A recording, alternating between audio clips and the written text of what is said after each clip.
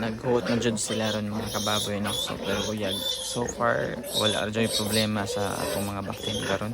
So karon is ika 14 days na dahil nila gikan pag-anak nila. So ako lang na observe nga nindot jud og kanang ma-plastic matting nato ang farrowing pen sa atong anay kay comfortable ra jud sila no. So far wala ra jud nagbasa ilang pugaw o barbuyag aptik ra jud sila.